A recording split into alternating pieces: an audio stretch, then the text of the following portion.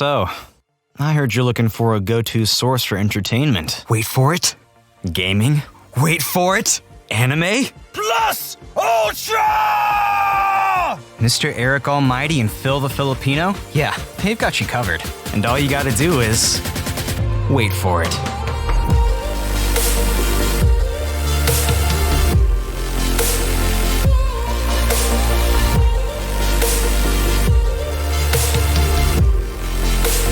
This is the Wait For It podcast. Hey everyone, welcome back to the Wait For It podcast. I am your co-host Phil Smith, aka Phil the Filipino, and joining me as always is your other co-host, Mr. Eric Almighty.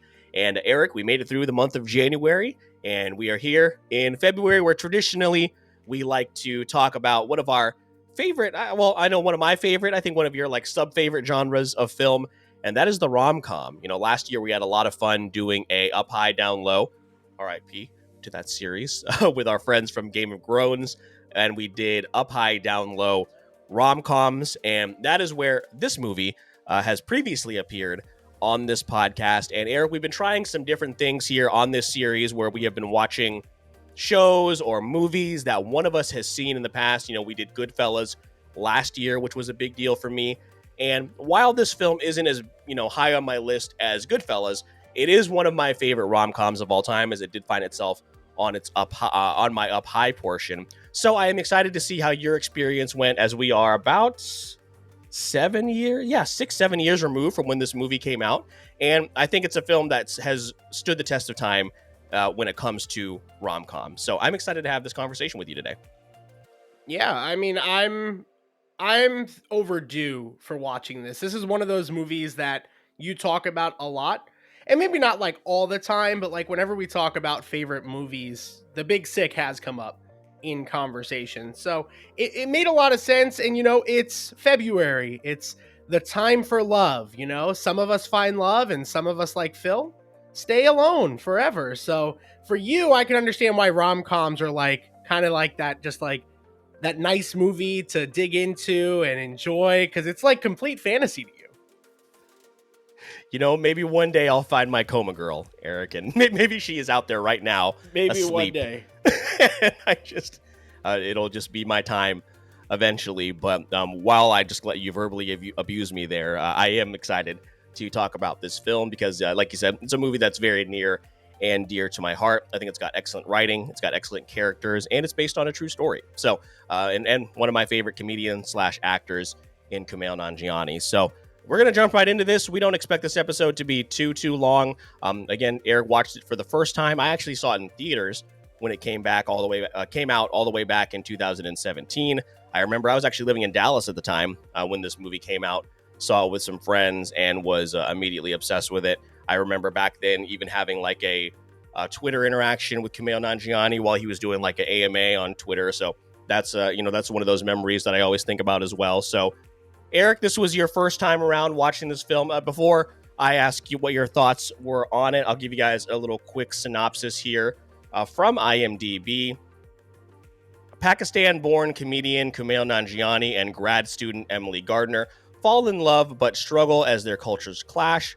When Emily contracts a mysterious illness, Kumail finds himself forced to face her feisty parents, his family's expectations, and his true feelings. So, Eric, other than what I had told you about this film, where had it existed kind of in your rom-com zeitgeist? Were you relatively familiar with it outside what I have told you, or was it pretty much all word of mouth from me? Honestly, it was a mixture of the two. I'd probably lean a little bit more to the word of mouth from you, but I've definitely heard a lot of good things.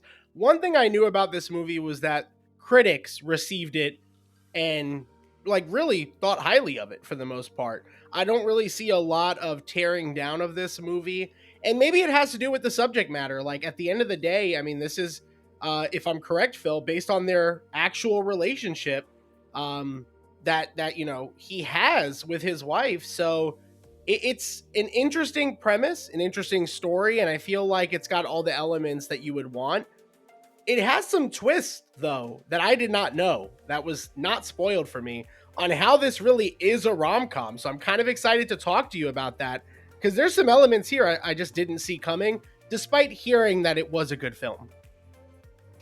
Yeah, like you said, written by Kumail Nanjiani and Emily Gordon. So this is basically a retelling of how they met, and all of these, a lot of these things, really did happen to them, especially when it comes to Emily. And very early into their courtship, she became ill, and she was put into this medically induced coma. And I remember kind of the media cycle as this was going on, and just hearing these two talk about this story and how excited they were to bring it to life. Because I think a rom-com is a relatively easy formula when it comes down to it. I mean, a lot of our favorite rom-coms aren't necessarily too convoluted, but also our favorites are ones that have throw huge wrenches into them. Like the one of your favorites from last year, which I'm blanking on, with Steve Carell and Ryan Gosling, has that epic moment. And of course, it's like Crazy Stupid Love. Crazy Stupid Love, has that amazing twist in it. And like you said, The Big Sick is definitely, it's not a surface level rom-com because of what happens in here, because of the cultural things that are going on in this film.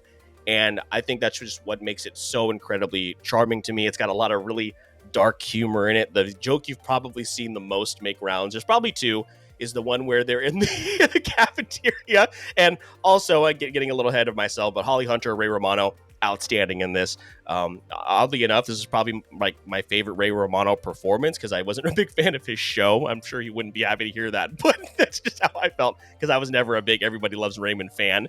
But they're excellent in this. You also don't have any real strong family ties at all. Love. These things are things that you don't experience. It feels in your like life. we're pivoting to this where you're just attacking me personally, as opposed to us talking about the movie. You just call it a spade is a spade. You got to call it out sometimes. We're not going to talk. Never mind. We're not going to talk about your family dynamic when we're talking about mine. We're just going to leave that where it is. But a lot of really, really great moments in here, aside from some of the quote unquote typical rom-com stuff. But I mean, culturally, how these two navigate their relationship, and then again when Holly Hunter and Ray Romano are introduced, I really, really love. So Eric, just kind of walk me through your experience as you're going through this film for the first time. Yeah, so obviously I knew in advance that The Big Sick is about two people who fall in love and one of them get pretty sick, right?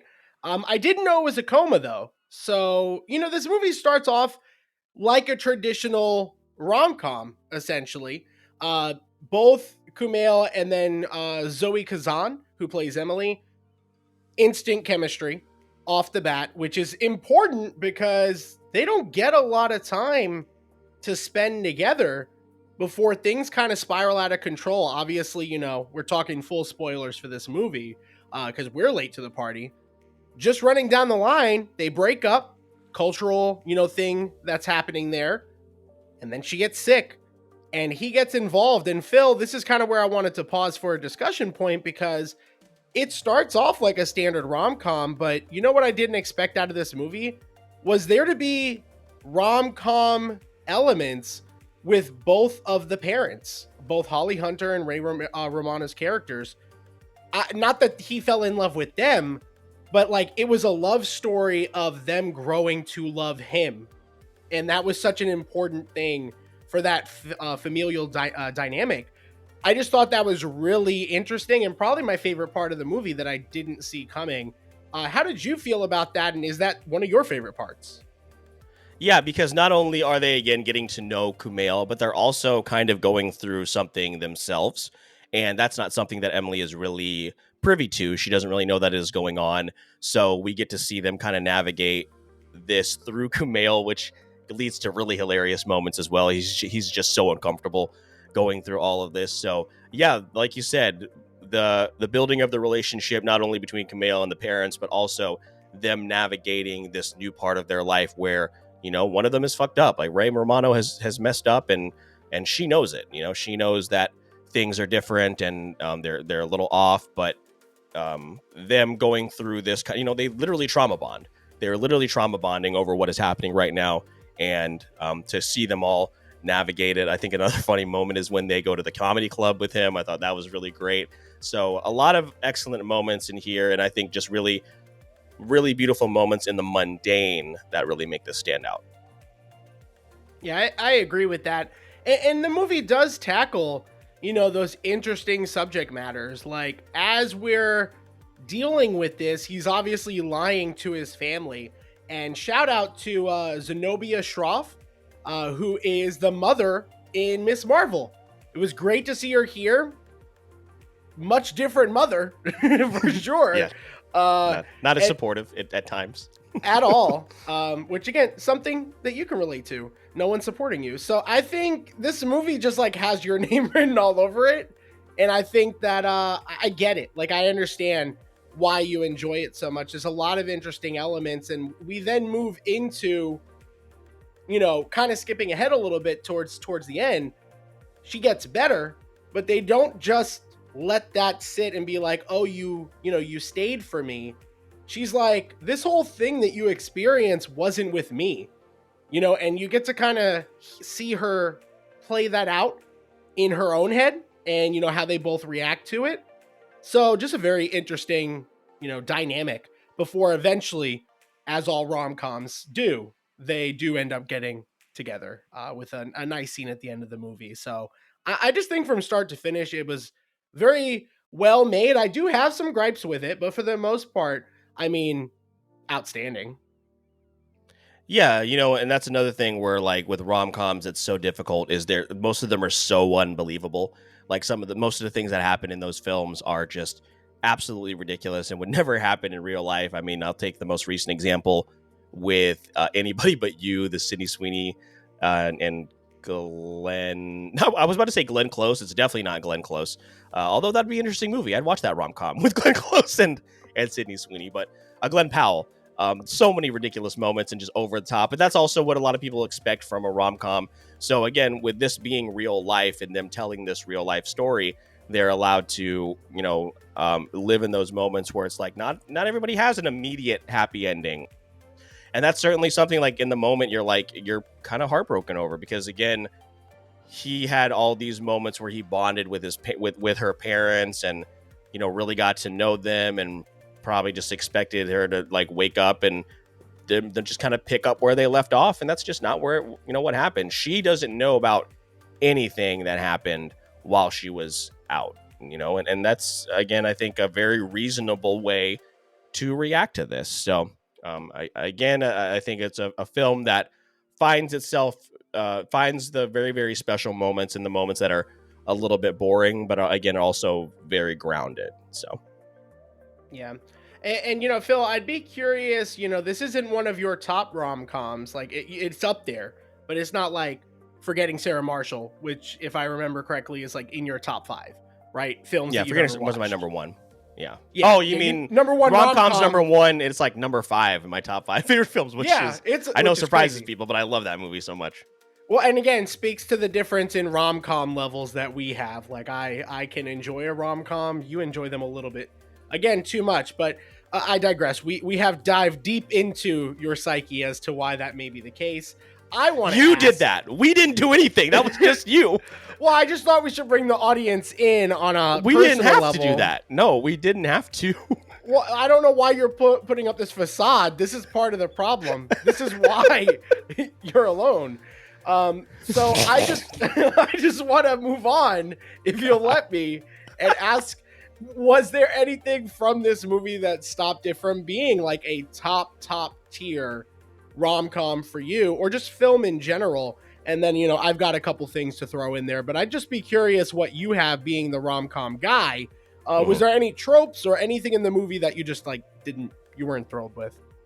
No, I would say probably when I am watching a rom-com, even though, like, I'm gonna juxtapose myself, like, you do watch them for those moments where you're like, maybe I can, sweep someone off their feet and take a helicopter to the front of the Sydney Opera House and meet them. That's what happens in Anybody But You, by the way. Just so you guys know, spoiler. Maybe that moment can happen to me. So again, I think in the fact that, like, in a movie like a Forgetting Sarah Marshall, Jason Segel can end up with Mila Kunis after a weekend in Hawaii, stuff like that.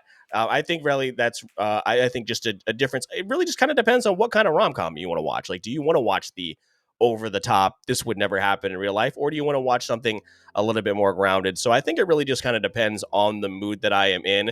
And also, Forgetting Sarah Marshall does, even though oddly enough, I think Forgetting Sarah Marshall also a Judd Apatow produced film. So they are able to, this is that era, that Apatow era, which we have now moved on from.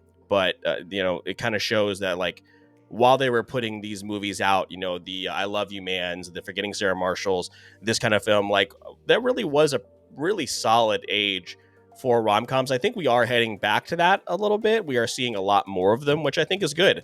We need these kind of like really corny movies and that are just fun and have people that have good chemistry, and more actors and actresses want to make them. So I think that's a good sign. So I think it really just depends on the kind of mood that I am in. If I want like, like middle school, high school comedy, I'll watch an I Love You Man or Forgetting Sarah Marshall. If I want something that's a little bit darker but also still fun, then I'll put on The Big Sick. Yeah, I mean, that makes a lot of sense. It just falls in line with what I kind of already figured for you. You might be, I don't know about surprised to hear this. I'm glad you mentioned Judd Apatow. I'm not exactly sure what it is, but I could kind of tell that he had some hand in this movie. I'm not the biggest Judd Apatow fan when it comes to his films. And I tried to look into the director to see if there was like anything that stood out. Michael Showalter directed this film. The movie that he's most known for, according to IMDb, is Wet Hot American Summer. So not what you want to see. Oh, and I see those two things because stylistically and the way the film is shot, it's pretty subpar. It's pretty average. One of the things that bothered me the most, Phil, this movie's really dark. And not dark in the sense that heavy subject matter, lighting. Like, this movie is dark. They're usually having conversations in the dark. The lighting is dark. The only a lot time of comedy clubs. Yeah, they're in comedy clubs. The only time it's ever really bright is in the hospital. And I don't know if that's a stylistic choice. Maybe there's something, if I watch a YouTube video explaining it, there's a reason one is light and one is dark. But for me, as just watching it, it was a little off-putting. So again, something about the styling choices is probably the biggest takeaway. But there also was a couple pacing issues. I think this movie is maybe 15 to 20 minutes longer than it needs to be. And I don't know if that's a hot take. And, Kumail is hilarious. Some of the comedy things were cool, and, some of them were just okay. Like, it's just nothing really stood out as spectacular outside of the story. Great story and performances, but like, it felt like there was some substance missing from the rest of the film itself. Yeah, and you know what? I kind of tried to find if there were any like YouTube documentaries on this film, and there really aren't. The only thing I was really able to find were like interviews that him and his wife have done. So there really isn't too much as far as like deep dives into this movie. And that could have been a stylistic choice. I'm not really sure. I can just speak to it. Also, the other reason this movie speaks to me is the stand-up comedy element. This came out right in the middle of my stand-up comedy era and my stand-up journey. So a lot of this stuff I am totally what's the word I'm looking for? I'm 100% living in these moments where they're in a comedy club and they're messing around with friends and having total meltdowns on stage. Like, all that stuff is are things that I've experienced with other comics. So that's another reason this film has really resonated with me for so long.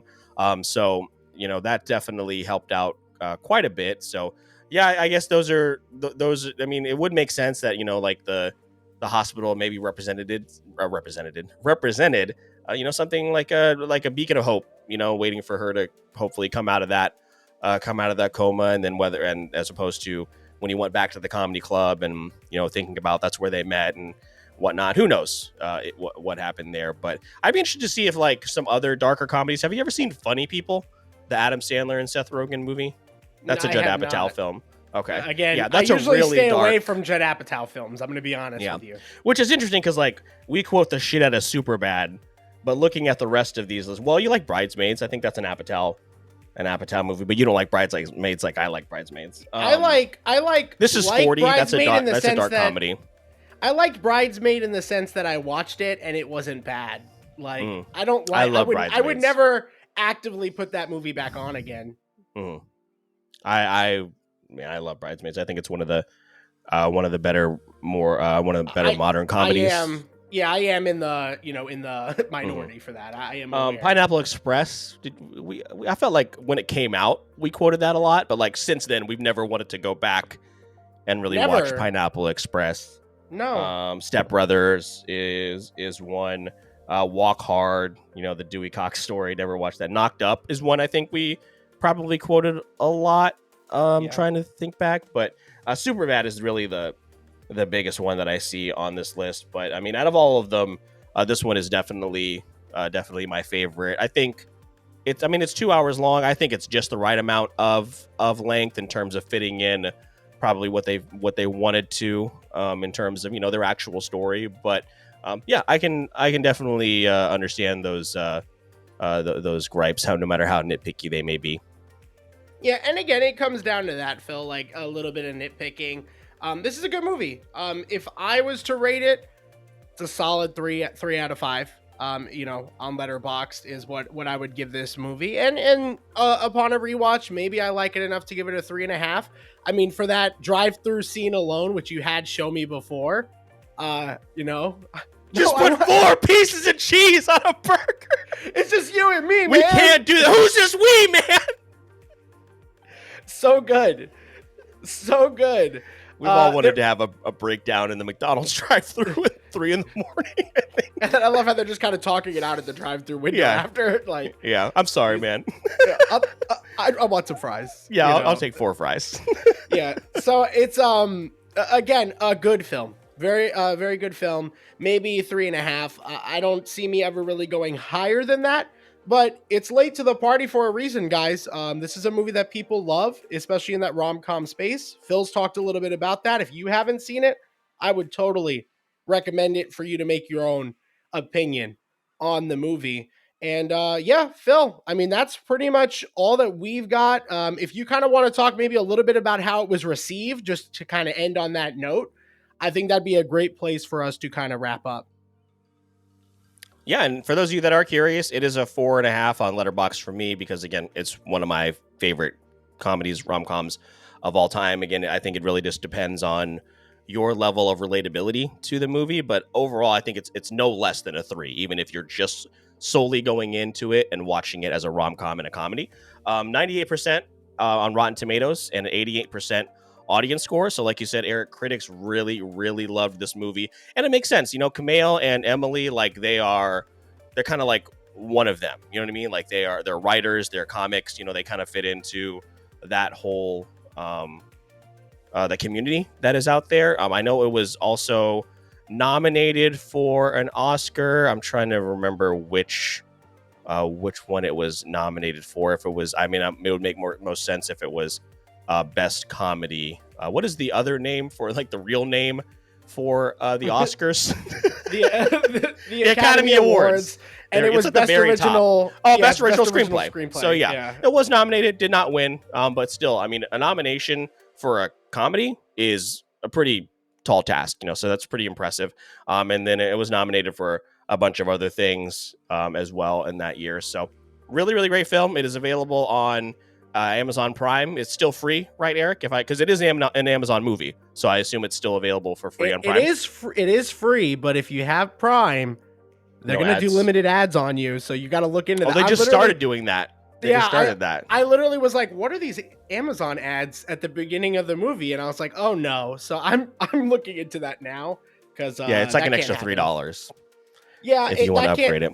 That can't happen because I do occasionally watch stuff on Prime. I don't watch it often, but I'm literally watching something. Mr. and Mrs. Smith just came out, so Mr. and Mrs. Smith, and I don't know if you know this, Phil. While we're in Ocala, I'm gonna watch Has Been Hotel. I don't know if you know what that is, but is that the animated show? Yes, I've been wanting to watch that. To watch that. Yeah, honestly, we might just do a viewing party then because my brother and sister both agreed to watch it. Yeah, no, I want to watch it too. I don't know if you remember a couple weeks ago, I shared a story, an Instagram post about our lovely governor here in Florida. I won't say anything more about him, but I played a song from that show, and it was by Keith David. and it was called Loser, baby. Loser, goddamn baby. So good. I was like, I gotta check out the show. I think I saw it like on a What Culture list or something. So yeah, Cool. I'm down to check that out. We're gonna talk more Has Been Hotel after this, and then we're gonna in the post show, which we'll talk about where you can find that. But I'm excited to check that out. So Prime, hey, limited ads, I get it, but hopefully it's not too much more to skip past that because I don't want it. Yeah, so it is available there with minimal ads, or if you pay an extra $3, you can avoid the ads altogether. Again, if anything, watch a rom-com that is a little bit out of your comfort zone. A dark comedy, but really, really great performances. Obviously, both of us recommend it. And Eric, I'm glad you finally got to check it out. As we check more movies off of my list, we need to find something that's on your list. I don't think we've done one of your movies yet for me, as far as like something that I haven't seen that I can think of. Right? We did Goodfellas, and we've done this. Yeah. So we need to find something off your list. I've got a couple. We talked about. I'm not going to watch Rockadoodle. Okay, well, I'll just erase that. We talked about Mitchell's versus the Machines. I've talked about Skyfall as a James Bond film. I feel like that'd be interesting for you to check out potentially. And then, we kind of flirted with Mad Max Fury Road, which I've seen and I do enjoy overall. But you might watch because you want to see Furiosa. So just a couple films to kind of keep your eye on. Honestly, Phil, this is the first year of doing this series. And I guess really the first full year now. So it better be this way. But I have like a full year's worth of content here for us to go into. So if there's something you guys want us to check out, we can add it to the list. That's what makes the series so great. It's really never ending. There's always something you missed. And we are sometimes late to the party. Yeah, sorry we didn't watch Interstellar right away. Some people were mad about that. It's a shame. We got to it. Film. It's incredible. It's great. And then I found a brand new copy of it at Goodwill the other day. So I got to buy it on Blu-ray for like $1. So look how the universe works. It was me like on the other side of the Goodwill, like, there it is. Buy it. I said, hey, look, Interstellar. No. So fantastic. But guys, if you want to know what else we were late to the party to, you can find all of the other episodes of this series, as well as the rest of our content, straight through our Linktree link in the show notes of this episode. You will also find our social media pages, the most important ones being Instagram, TikTok, as well as our Discord page. We are from a week out today. We are a week away from Brick City Anime Festival. When this episode comes out, we'll be a couple days away. So hopefully we will see you there. The lineup is absolutely stacked, and we are excited to come back to Ocala, have some Tony Sabachi, and hang out with all you guys and the voice actors, vendors, and everybody else that is going to be there. If you want to support the show, you can do that a couple of ways. One, share the content. Tag us. Let us know that you're listening. It's one of the best ways you can show support.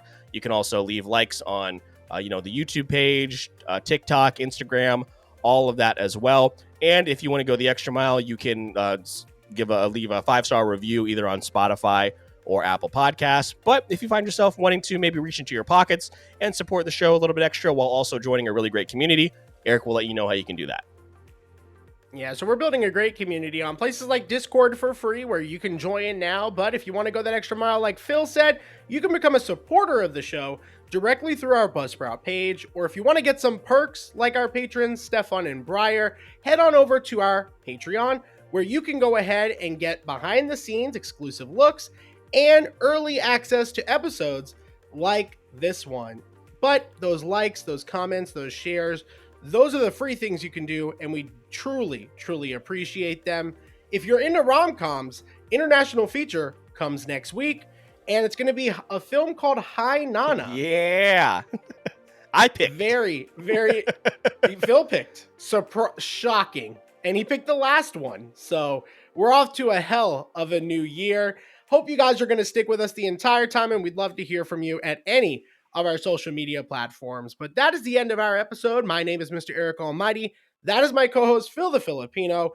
And please don't forget, we release new episodes every Wednesday on the podcast with bonus content on platforms like TikTok.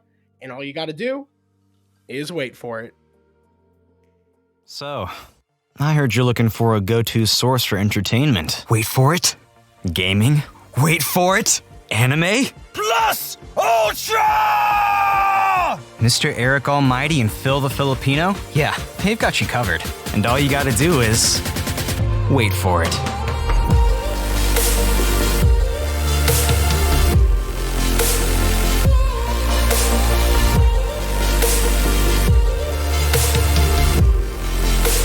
This is the Wait For It podcast.